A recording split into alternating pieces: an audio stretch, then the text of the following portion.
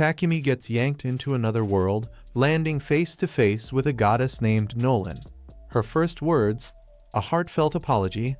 Turns out, summoning spells are supposed to pluck random losers from Earth, but Takumi, who was living his best life, got scooped up by mistake. Nolan explains it was all because the Holy Sidonia Empire carelessly activated the summoning spell. To make things worse, Takumi was meant to be excluded, but a glitch brought him along for the ride. While the other summoned heroes went straight to Sidonia, Takumi ended up with Nolan. Naturally, he asks to be sent back to Earth. Bad news, Nolan can't.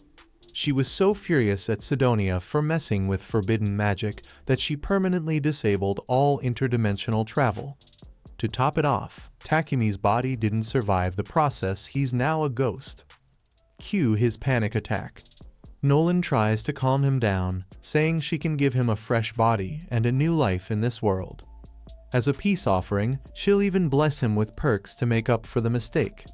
Not exactly a buffet of options, so Takumi agrees. Nolan pulls up his status screen, showing that he'll get a 17-year-old body even though he's 40. When he objects, she brushes it off, telling him to focus on more important stuff, like picking a job. He gets 2 career paths: combat-heavy roles like swordsman, knight, or hunter, or chill production gigs. Since fighting isn't his vibe, Takumi chooses a production job. Nolan implants his new job and some bonus blessings into his soul, then sends him off. Oops, she forgets to explain how any of it works. Good luck, Takumi. Takumi crash lands in a forest, dusts himself off, and stumbles to a river. One look at his reflection, and bam, he's a whole new person, minus his trusty ruse. Rolling with the punches, he checks out the bag dropped off with him.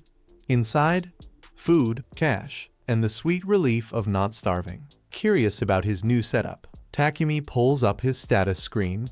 Turns out, Nolan set him up with skills galore, including elemental magic. Naturally, he tests it out. Water ball, he shouts, and voila, a water ball appears in his hand. The other elements? Easy peasy. With his magic mastered kinda, Takumi sets off to find a village. On the way, he spots a stick, a really nice stick.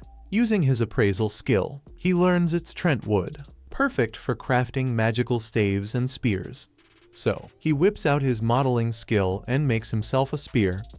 Feeling crafty, he scans the area, finds a ton of useful plants, and spends an hour gathering them. When his bag overflows, he remembers he has an item box skill. Problem solved. Suddenly, a scream pierces the air. A little girl bursts out of the bushes, begging for help. A monster's chasing her. Takumi turns to see a massive, horned rabbit charging straight at him. In a panic, he accidentally jabs it in the head with his spear, killing it instantly. Shaken but alive, he can't believe he just took down a monster on day 1. Takumi figures his crazy one-shot rabbit kill must be thanks to Nolan's blessing. But nope, it's just pure dumb luck. Still, his accidental heroics earn him the warrior job title, much to his annoyance, since he was hoping to avoid fighting.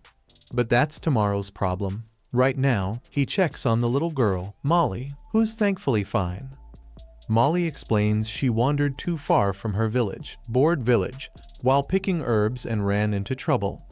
Hearing about the village, Takumi gets excited and asks if he can tag along. Molly agrees but points out the rabbit he just killed. Its meat is apparently delicious, so Takumi tosses it into his item box, and then realizes Molly saw him use the skill he wanted to keep secret. Oh well, too late now. As they head to the village, the rest of the summoned Earthlings arrive in the Sidonia Empire, completely lost. Before they can make sense of anything, a woman calling herself Empress Elizabeth rolls out the red carpet, calling them heroes and begging for their help to save the world. She's all smiles, but the group immediately clocks her as shady. One of the girls, Akana, suddenly feels a gut instinct thanks to Nolan's revelation blessing that Elizabeth is bad news.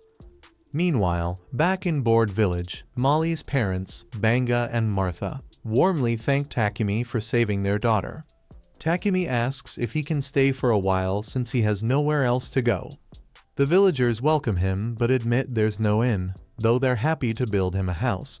Takumi wants to pitch in, so he uses earth magic to level the ground. It's his first big magic attempt, and it almost wipes him out, but the villagers are super impressed. By morning, Takumi's house is ready. With his carpentry, blacksmithing, and sewing skills, he quickly decks it out with furniture. Then he dives into a new hobby, alchemy. Borrowing ore from the village blacksmith, Boron, Takumi extracts metals like iron, and even magic iron with ease, though it drains his mana like crazy. He gets carried away and passes out, only to be found by Molly, who thinks he's dying. Luckily, Banga and Martha revive him with a recovery potion and make him promise not to overdo it again. Over time, Takumi refines his crafting skills, making weapons, tools, and even some potions using herbs he collected. Banga is so impressed he offers to buy potions from Takumi, giving him a shot at becoming the village's go-to alchemist. Between forging swords with Boron and brewing potions, Takumi starts settling into his new life. After getting his hands on a basic potion from Banga, Takumi dives into brewing his own. Using H-cup leaves and water, he whips up a blue potion that's somehow bluer than Banga's. It even radiates magic vibes, but Takumi isn't sure if that's a good thing or a recipe for disaster. To test it safely, he decides to build up some poison tolerance the old-fashioned way by almost poisoning himself repeatedly and healing up after.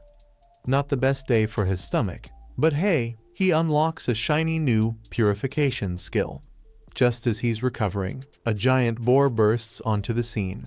Takumi grabs his spear, only for it to snap like a twig against the boar's tough hide. Desperate, he tries magic, but nothing works. Things get worse when a venomous spider shows up. However, instead of attacking Takumi, the spider lunges at the boar, giving him a chance to try one last trick. Using his alchemy skill, he breaks down the boar's head mid-charge and finally survives the chaos. Feeling grateful, Takumi heals the spider, who looks pretty beat up. To his surprise, a notification pops up he accidentally tamed the spider. Though hesitant to keep a dangerous monster, the spider's puppy dog eyes win him over. He names her Maple, officially making her his new, 8-legged companion. Back at the village, everyone's floored when Takumi shows off the massive boar and his new spider pal. Nobody's ever tamed a poisonous spider before, so he's basically a local legend now. They throw a big feast in his honor, and Banga hands him the leftover boar parts, suggesting he sell them in the nearby city of Bolton. Meanwhile, Goddess Nolan is watching all of this like her favorite reality TV show. One of her goddess buddies asks why she's giving Takumi the VIP treatment, a special body, a powerful blessing, and even sending him a year back in time before the summoning ritual. Nolan just shrugs and says she's winging it because it feels right. That's it for episode 1. If you want to see where Takumi's wild ride goes next, hit subscribe and stick around.